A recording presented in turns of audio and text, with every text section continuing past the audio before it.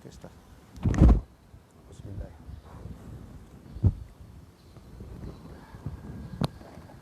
Dulu.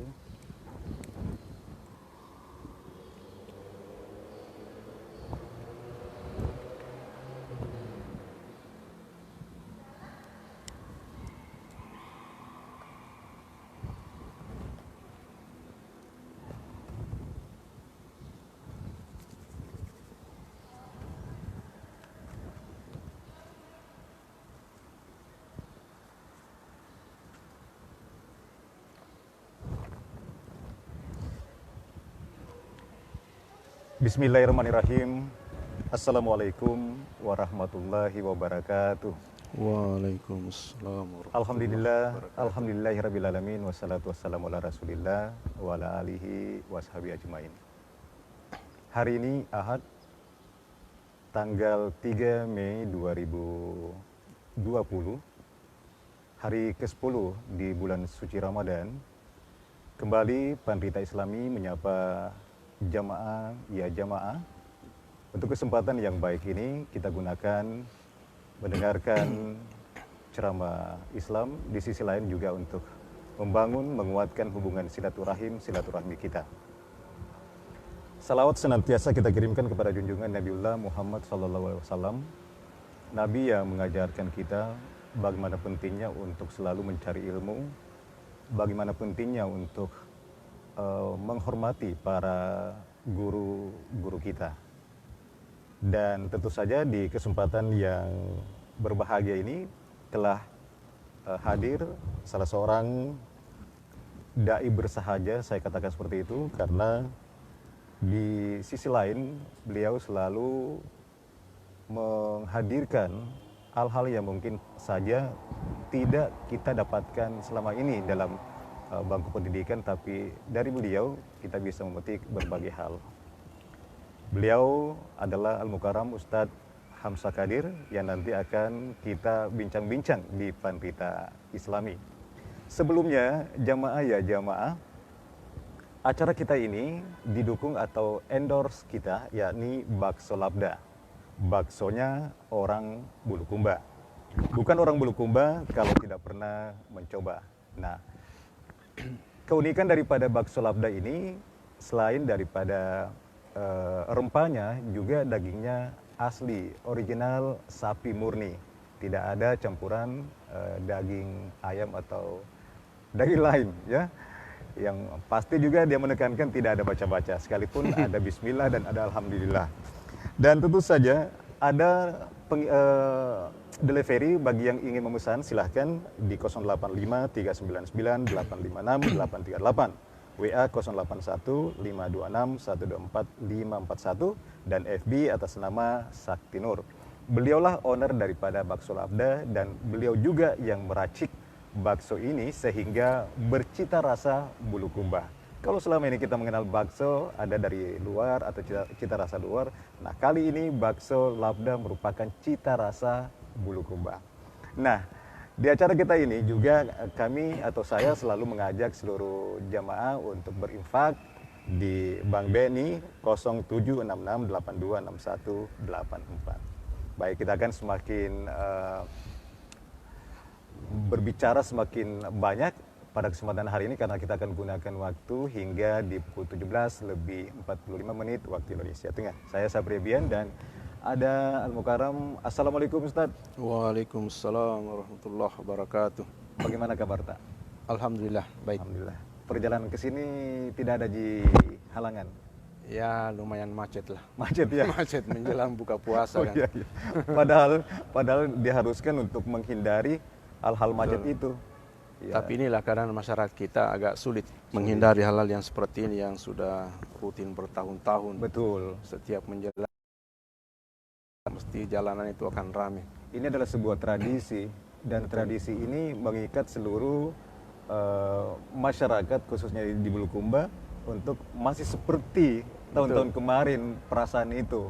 Seolah-olah tidak terjadi apa-apa. Betul sekali. Dan tadi saya sempat membaca sebuah esai mengatakan bahwa marilah kita berdamai dengan virus corona. Biarkan dia hidup sendiri, kita pun juga hidup di kehidupan kita sendiri. Jadi karena kita sebenarnya dalam kehidupan ini sudah banyak virus sebenarnya yang bertebaran. Tergantung dari mana kita harus beradaptasi dan meminimalis hal-hal yang berkaitan dengan apa yang mengenai kita. Baik, Ustadz, mungkin ada yang ingin disampaikan sebelum kita akan semakin jauh untuk berbincang-bincang. Bismillahirrahmanirrahim. Assalamualaikum warahmatullahi wabarakatuh. Assalamualaikum warahmatullahi Selamat berjumpa saudaraku dimanapun berada, pemirsa Islami dan para penonton channel Belo Belona Abian dimanapun saudara berada. Alhamdulillah, pada kesempatan sore hari ini kita dipertemukan oleh Allah Subhanahu wa Ta'ala dalam sebuah majelis ilmu yang insya Allah ini akan menjadi nilai buat kita di akhirat kelak di sisi Allah Subhanahu wa Ta'ala. Amin. Dan tentu insya Allah pertemuan ini akan terus kita ingat, akan terus kita kenang, bahkan tidak hanya dalam perjalanan dunia, tapi insya Allah akan kita kenang dalam perjalanan akhirat kita. Salawat beriring salam senantiasa kita kirimkan kepada junjungan kita Nabiullah Nabi besar Muhammad SAW, Nabi yang telah membimbing kita, memberikan petunjuk arahan dalam menjalani kehidupan kita. Allahumma salli ala Muhammad wa ala ali Muhammad. Saudara-saudaraku dimanapun berada, tema daripada bincang-bincang kita pada kesempatan sore ini insyaallah kita akan menyampaikan tentang mengisi Ramadan ini dengan kegiatan, menghindari kegiatan-kegiatan yang mengandung kesia-siaan belaka, tidak ada nilai. Oleh karena itu inilah insya Allah yang akan kita sampaikan apa saja sih kegiatan-kegiatan yang selama ini semuanya itu adalah sebuah kesia-siaan. Kita ambil contoh misalnya yang paling umum dilakukan oleh manusia adalah tidur. Tidur adalah salah satu cara menghindari rasa lapar dan rasa haus dalam menjalani ibadah puasa. Di sisi lain memang ada benarnya dalam rangka menghindari sebuah kemaksiatan. Tapi di sisi lain sebetulnya kita membuang waktu. Detik-detik dalam Ramadan ini sungguh sangat berbeda dengan waktu di luar bulan suci Ramadan. Tidak ada satu amal ibadah yang dikerjakan dalam bulan suci Ramadan ini yang dinilai dengan satu pahala. Semua berlipat. Dan yang paling utama mesti kita ketahui adalah dalam hadis qudsi Allah Subhanahu wa Ta'ala berfirman melalui lisan Rasulullah sallallahu alaihi wasallam, "As-siyamu li wa ana ajzi bih." Puasa ini untukku dan aku yang secara langsung memberikan balasan. Artinya puasa ini adalah zirriyah.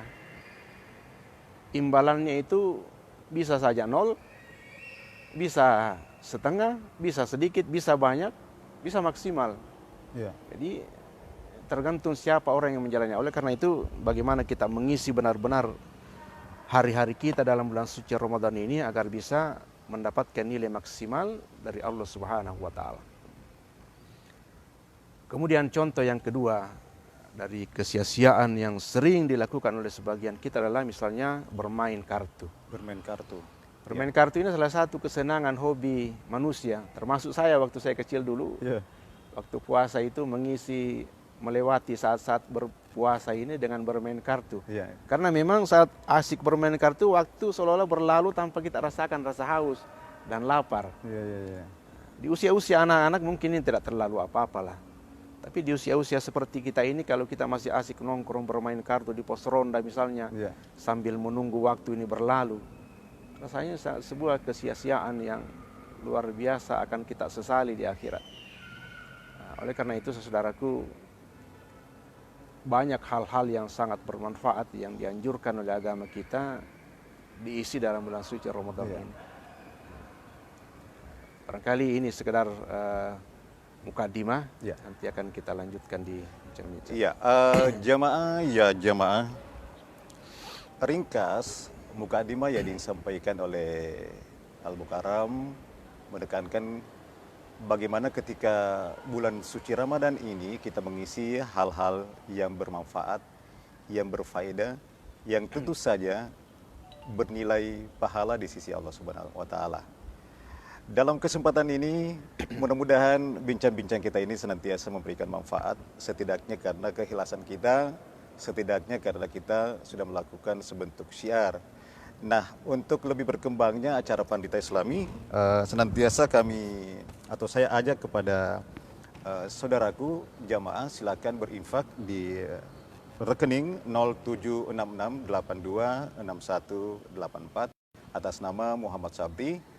Untuk konfirmasi di WA 085242416376. Nah, Ustadz, bukankah di bulan Ramadan ini memiliki tujuh keutamaan? Ya, mudah-mudahan tidak salah aja ceritanya. Ada keutamaan yang betul-betul banyak. Lalu apa saja sebenarnya yang mesti kita lakukan untuk dikatakan bahwa kita tidak sia-sia melakukan sesuatu pekerjaan itu? Baik. Ada satu amalan yang luar biasa. Andai kata setiap ini sangat luar biasa. Ya. Apa amalan itu? Yaitu membaca Al-Quran Al-Karim. Bulan suci Ramadan kita sama-sama tahu adalah bulan turunnya Al-Quran. Tetapi kalau kita perhatikan di zaman kita sekarang ini, saudara ini. Padahal dalil membaca Al-Quran secara umum disabdakan Rasulullah, beliau bersabda, man qara'a harfan min kitabillah falahu hasana aliyah. Siapa yang membaca satu huruf dari Al-Quran Al-Karim, maka nilai kebaikan yang didapatkan adalah 10 per huruf. Per huruf. Jadi kalau baca ya berlaku di luar bulan suci Ramadan. Sekali lagi, hadis ini berlakunya di luar bulan suci Ramadan. Ketika masuk bulan suci Ramadan seperti sekarang ini, hadis ini tidak berlaku. Jadi hadis yang dipakai adalah hadis qudsi yang disampaikan pertama tadi, bahwa as-siyamu li wa ana ajazibi wal hasanatu bi asyri amsalihah. Setiap kebaikan yang dikerjakan dalam bulan suci Ramadan ini dikali 10 di luar bulan suci Ramadan. Kali 10 lagi. Jadi kalau kita tadi baca Al-Quran 10 per hurufnya, begitu masuk Ramadan kali 10 lagi. 100. Bayangkan saudaraku. 100. Jadi kalau misalnya kita lagi duduk santai seperti ini lalu baca Bismillahirrahmanirrahim, Nun, satu huruf saja, lalu ada teman kita manggil, kita tutup nih, baca satu huruf saja, Nun, kita sudah mendapatkan 100 kebaikan. 100 kebaikan. Insya Allah. Nah, itu adalah membaca kitab Allah, Ustadz. Betul. Nah, bagaimana kalau kita membaca seperti ada buku yang ditulis oleh Andi Mahrus atau Mahrus Andis, Gelas-gelas Tuhan yang terletak. Di sini adalah kumpulan puisi religius. Kemudian di sana juga ada karya dari Mahrus Andis dan Sabri Nur, Sabri Ebian. Apa yang Anda sebuah pikirkan? kumpulan. Nah, di situ berlatar belakang atau diilhami dari proses di dalamnya ada tertuang ayat Allah dan juga berpedoman pada hadis.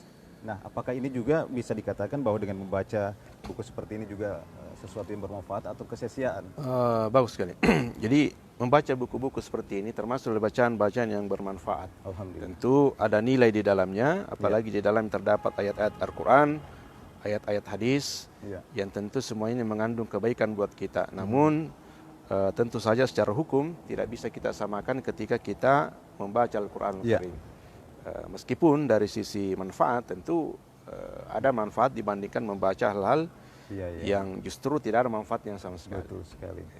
Jadi ada perbedaan ya Ustadz ya? Betul. Ada perbedaan. Ketika kita membaca kalamillahi, ayat Allah, berarti telah ditentukan pahalanya. Ada pahalanya yang luar. Kesempatan ini hanya diberikan 29 hari dalam bulan suci Ramadan. Ketika masuk 1 Syawal nanti, pahala membaca Al-Quran ini dulu lagi. Itulah sebab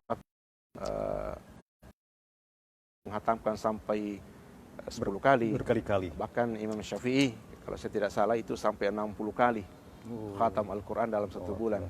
Jadi beliau khatam 1 kali siangnya, khatam 1 kali malam. Selama 30 hari itu 60 kali khatam. 60 kali. Insya Allah. Masya Allah. Luar biasa, itu dahsyat itu. Ya, baik.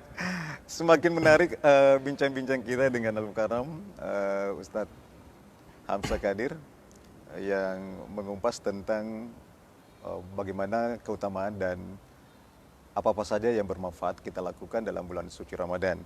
Baik, senantiasa juga saya sampaikan kepada jamaah bahwa ada endorse kita, Bakso Labda, baksonya orang Bulukumba asli. Silakan bagi yang ingin memesan, boleh di 085 399 856 838. Untuk WA silakan di 081 526 124 541, FB atas nama Sakti Nur. Dan bagi yang ingin berinfak untuk kelanjutan dan berkesinambungannya acara ini, tapi sebenarnya kita juga tidak boleh mengatakan bahwa uang adalah segala-galanya. Betul. Karena niat dan keikhlasan kita untuk membangun dan menyiarkan acara-acara seperti ini, itu juga sudah menjadi sebuah harta atau kekuatan Betul. bagi kita.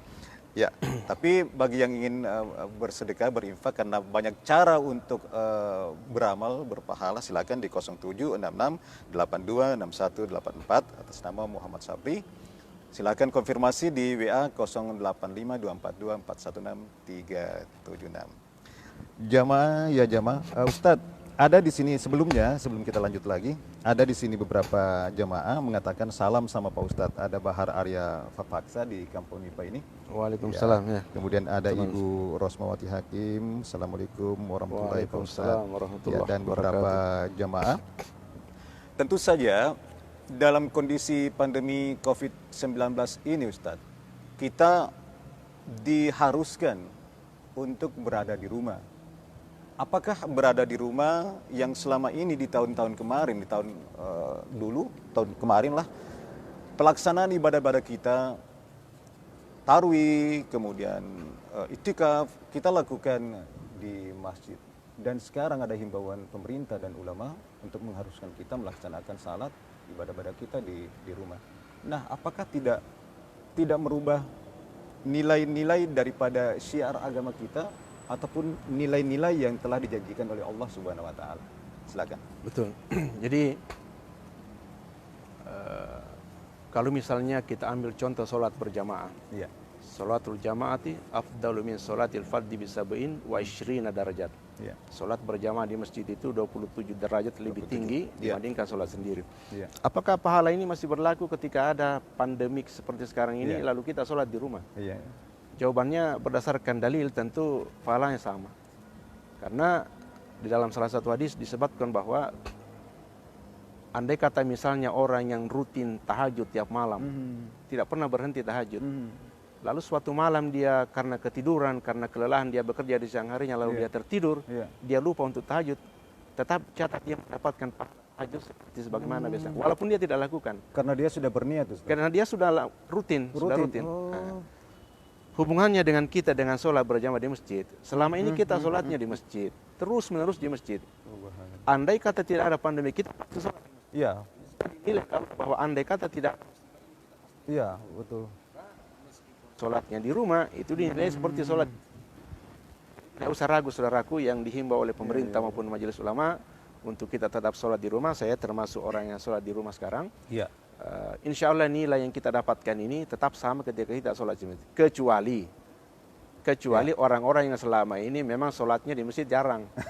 Nah, itu tentu tidak mendapatkan dalam hal ini. Sinilah tentunya kita yang selama ini memang sholatnya di masjid. Iya. Jadi begitu kita dihimbau sholat di rumah, insya Allah tidak akan mengurangi nilai pahala. Bahkan saya mengutip pendapat salah satu ulama kita, Bapak Profesor Dr. Quraish Shihab, beberapa hari yang lalu saya melihat beliau menyampaikan bahwa sholat tarwih di masjid saat ini dalam kondisi yang mengkhawatirkan saat ini hukumnya hampir haram. Hampir haram. Hampir haram. Ini beliau yang sampaikan. Wow. Ini luar biasa. Karena apa? Ini memang demi kemaslahatan bersama. Jadi saya rasa himbauan pemerintah, himbauan majelis ulama ini sudah sangat tepat karena beliau juga bukan orang sembarangan. Iya. Dan insya Allah tidak usah ragu saudaraku dimanapun Anda berada kita sholat tarawih di rumah, insya Allah nilainya sama dengan ketika kita sholat berjamaah di masjid. Karena ada sesuatu hal, bukan karena sebuah kesengajaan, bukan karena sebuah kemalasan, tapi memang karena sebuah keadaan yang memaksa kita sholat di rumah. Saya kira demikian. Ya, ini juga yang menjadi sebuah pro kontra, Ustadz. Ketika di sisi lain saudara-saudara kita menganggap bahwa itu adalah hanya sebuah konspirasi dari politik dan lain sebagainya. Di sisi lain juga mengatakan bahwa kita semakin terpenjara oleh setan. Yang selama ini kita penjara setan, bahkan sekarang berbalik setan yang memenjarakan kita. Nah, hal-hal seperti ini yang selalu dihembuskan, disampaikan di media sosial. Nah, bagaimana Ustadz melihat kondisi seperti ini? Apa sih sebenarnya yang mesti harus dipertegas kembali kepada saudara-saudara kita yang bukan tidak memahami, tapi memang ada konteks ya garis bawah lah atau tanda kutip lah seperti itu. Silakan. Betul. Jadi kalau dikatakan bahwa ini adalah sebuah konspirasi politik, tidak akan terbuka mata kita menyaksikan betapa puluhan ribu nyawa saat ini telah melayang karena peristiwa ini. Bagaimana mungkin bisa dikatakan ini sebuah konspirasi? Di Indonesia kita saat ini terupdate hari ini kalau saya tidak salah sudah di atas 1.600. Betul. Orang yang positif dikatakan positif. Bisakah ini dikatakan sebagai inilah sebuah pekerjaan orang menghantam umat Islam? Saya kira bukan. Ini memang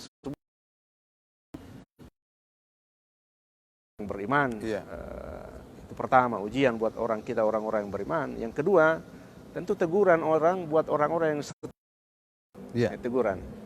Dan yang ketiga, musibah ini tentu adalah azab buat mereka yang selama ini memang lupa kepada Sang Pencipta. Dan ini tentu buat saya pribadi seolah-olah Allah mengatakan, wahai manusia, ini aku kirim sebuah makhluk yang lebih kecil daripada zarah. Kalian sudah takut. Bagaimana kalau aku kirim yang lebih besar? Lebih besar. Jadi ini betul-betul bahan renungan buat kita orang-orang beriman ini. Ya Allah, ternyata kita memang tidak ada apa-apanya. Tidak ada apa-apanya. Saya selalu berandai-andai seperti ini, Ustadz. Jikalau suatu saat nanti pandemi ini sudah berakhir, ketika kita ada di suatu tempat di mana kita sudah rasakan terbebas, maka kita pun akan merasakan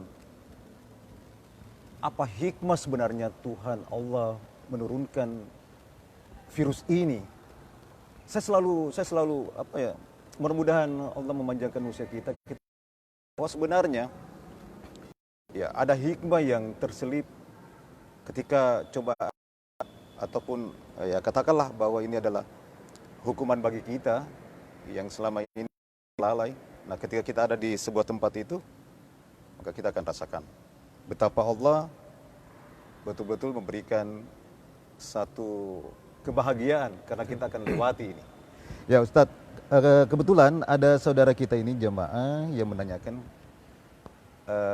Ibu Rosmawati, bagaimana hukumnya bila membaca Al-Quran di Android? Kan sekarang kan semakin canggih, semakin ini. Nah, ketika kita membaca mushaf, di nilainya insya Allah tidak akan mengurangi ketika kita membaca mushaf. Sepanjang di dalam Android ini tidak ada hal-hal yang bertentangan dengan aplikasi itu. Misalnya dalam Android kita ini terdapat aplikasi Al-Quran.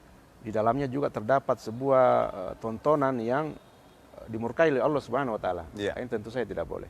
Tidak boleh. Jadi kalau kita memasang aplikasi Al-Quran dalam handphone ini, maka tentu harus dijaga karena dia nilainya sama. Yang kedua, kalau kita masuk ke dalam WC, maka aplikasi Al-Quran ini tidak boleh terbuka. Tidak boleh terbuka. Tidak boleh terbuka. Jadi begitu itu ada adab-adabnya ya Ustadz ya. Betul. Betul. Oke, Ibu Rosmawati, pertanyaan sudah dijawab oleh Ustadz mengenai apa boleh tidaknya menggunakan aplikasi Al-Quran lalu kita membacanya. Begitupun juga adab-adab ketika kita membawa HP, di dalamnya ada aplikasi Al-Quran. Baik, jemaah 31 menit perjalanan kita, 27 menit. Jadi di sini 27 menit. Saya melihat di depan, Ustaz. Ternyata di sini baru 27 menit lepas dari pukul 17. Saya ingatkan kepada jamaah, waktu buka insya Allah atau maghrib jatuh pada pukul 17 lebih 58 menit waktu Indonesia Tengah. Tentu saja jamaah ada yang sekarang betul-betul menikmati tontonan ini, Pandita Islami, karena begitulah harapan kita ketika dalam suasana menunggu beduk tanda buka puasa, kita pun juga tersiram rohani kita dengan hal-hal yang berkaitan dengan pengetahuan tentang Islam. Ya, acara kita ini mendapat dukungan atau endorse dari Bakso Labda, baksonya orang Bulukumba, bakso yang diracik oleh saudara kita Sakti sapi asli. Jadi bagi jamaah ada per mangkuk dengan harga Rp17.000, kemudian per box harganya sudah termasuk kuah dan bumbunya, Ustadz. Enak Ya. untuk Sudah pernah nikmat ya? kebetulan Belum? anak-anak sering. Anak-anak Ya, sering. ya. Tapi mudah-mudahan sebentar ya. Anak saya pernah beli ke sana. Ya, untuk beberapa hari ini alhamdulillah kita nikmati, akhirnya kolesterol saya juga naik lagi nih, Ustaz. Iya. Baik, jamaah silakan bagi yang ingin berinfak di 0766826184. Nah, jika seperti Sebentar. Ada satu Ya, tadi silakan. ungkapan yang menarik Silakan. dari Kang Adi bahwa itu berinfak tidak hanya sekedar dengan materi uang misalnya. betul. Nah, salah satu cara dengan seperti ini misalnya. Iya. Saudara-saudaraku yang menonton dimanapun, Iya. ada ladang pahala yang bisa saudara raih Iya. dengan memberikan subscribe. Betul. Apa hubungannya subscribe dengan pahala? Iya. Nah, mungkin ada yang bertanya, subscribe ini akan membantu sang pemilik channel.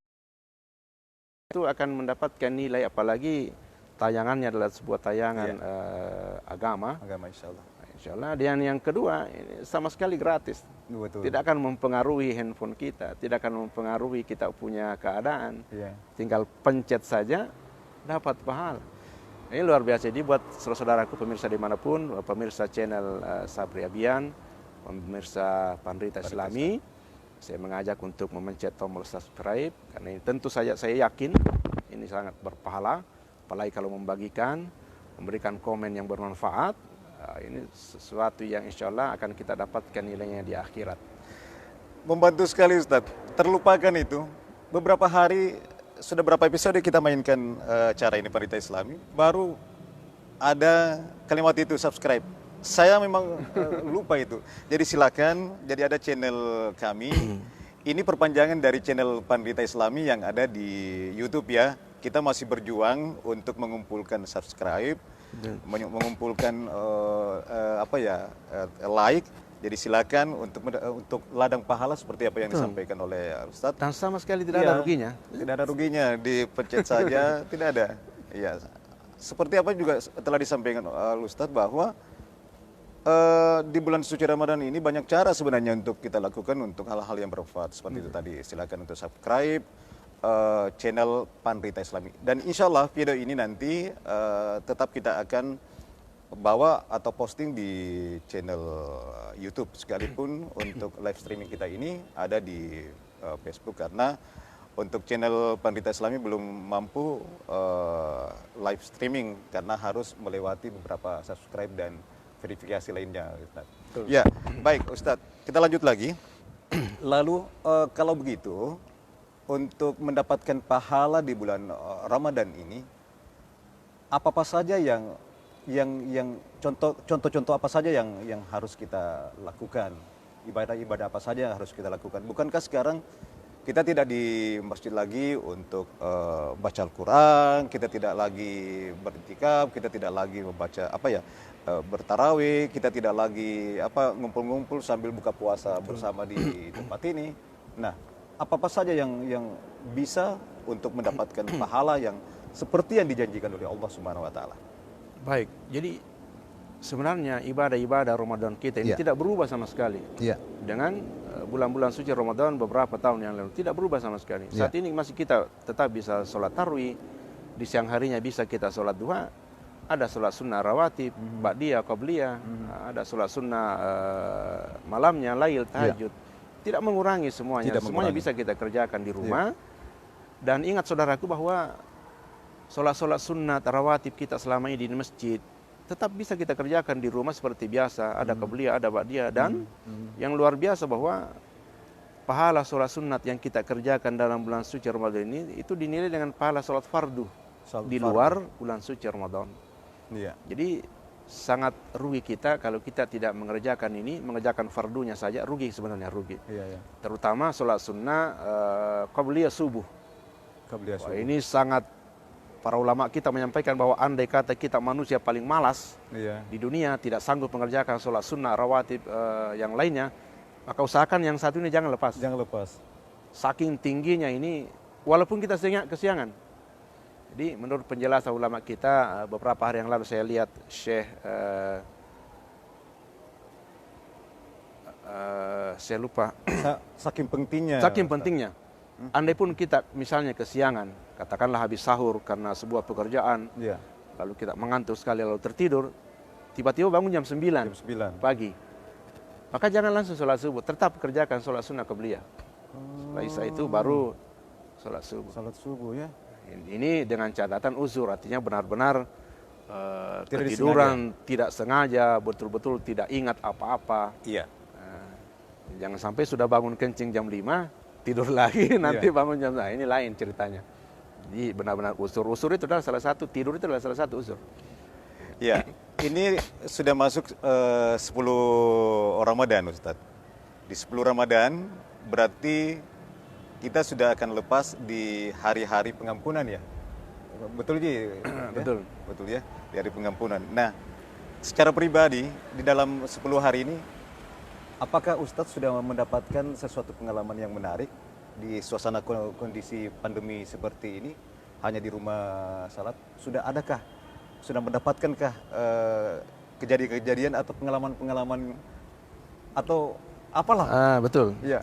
Jadi pengalaman yang menarik dan tentu akan dirasakan oleh setiap para suami adalah ketahuan bacaannya sama istri. Jadi saya rasa siapapun para teman-teman mubalik, para ustadz, ini betul-betul pengalaman yang luar biasa ketika kita memimpin sholat sendiri di rumah dengan anak-anak. Para suami akan ketahuan bacaannya ternyata ada yang triokul menurut Ustadz Yusuf Sandi itu triokul. Tidak apa-apa, tapi ini pengalaman yang paling menarik bahwa ternyata salah satu hikmah besar dari pandemi ini kita harus belajar menghafal. Jadi itulah saya katakan tadi bahwa ketika kita berada di sebuah tempat dan bahagia kita rasakan karena kita sudah terbebas ini, maka kita akan rasakan betapa banyaknya manfaat yang telah didapatkan di perjalanan beberapa bulan lah, katakanlah seperti itu. Ketika kita yang selama ini mungkin hanya masa bodoh dengan cuci tangan, cuci kaki, ketika kita mau tidur, hanya dulu kita masih sempat dinasihati, disuruh oleh orang tua. Terkadang kita lupa langsung saja. Sekarang tidak afdol rasanya kalau sebelum tidur cuci tangan kalau tidak pakai sabun. Itu yang pertama untuk kebersihan. Kemudian kita betul-betul semakin intens untuk melakukan salat kita. Ya, seakan-akan karena kita di rumah, kita tidak mau terlepas. Sudah di rumah, masa kita mau lepas lagi kita punya ini.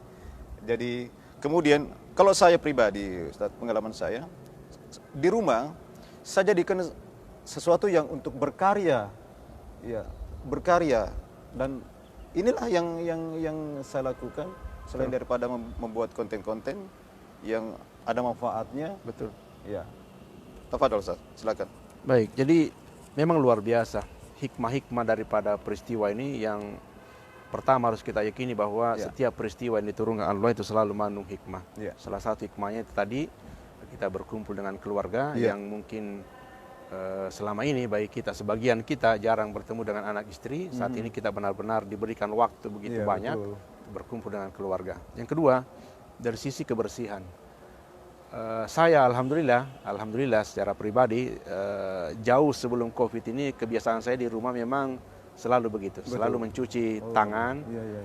Setiap pulang ke rumah, Iya. mencuci kaki. Bahkan saya masuk ke kamar mandi mencuci kaki jauh sebelum pandemi ini. Iya, Jadi iya, saya iya. memang terbiasa melakukan itu. Tapi setelah masuk pandemi ini, COVID ini justru meningkatkan ini. Jadi karena apa? Sekarang ini bukan hanya orang lain, teman-teman kita yang tidak kita percaya. Ini luar biasanya nih COVID. Iya. Anggota badan kita sendiri sudah kita tidak percaya. Betul. Iya, iya, Kita iya. pulang ke rumah sebelum mencuci tangan ini, kita khawatir untuk Iya, iya. menyentuh kita punya muka. Jadi luar biasa hikmah yang diberikan ini, Iya. memberikan pelajaran kebersihan kepada setiap kita, bahwa jangan sampai saudara pulang langsung tidur, Iya. tapi usahakan bersih. Dan disinilah pentingnya kita diajarkan untuk berwudu. Berwudu. Luar biasa dahsyat itu. Beruntung kita umat Muslim, Islam, karena kita selalu diwajibkan berwudu. Betul. Ya baik, jamaah, beberapa saat lagi kebersamaan kita ini akan berakhir. Tentu saja selalu juga saya sampaikan bahwa dukungan dari acara ini berasal dari Bakso Labda, baksonya orang Bulukumba. Ya, masih ada waktu bagi jamaah mungkin ingin berbuka puasa, silakan berkunjung ke cabang Bakso Labda. Bakso Labda selama ini kan di sudut lapangan pemuda, tapi ada cabangnya yang dulu itu adalah Warung Nabila, Ustadz. Di Jalan Es Parman dekat jembatan. Betul. Nah, di sana bisa beli, bisa berbuka puasa dengan keluarga. Ya, tapi tetap harus terjarak ya, jaga jarak. Per mangkuk itu harganya Rp17.000, untuk dibawa pulang ada per box Rp60.000, sudah termasuk kuah dan bumbunya. Kemudian saya juga ingin sampaikan kembali bagi yang ingin berinfak, ladang pahala semakin di mana-mana ladang pahala bisa kita tanami.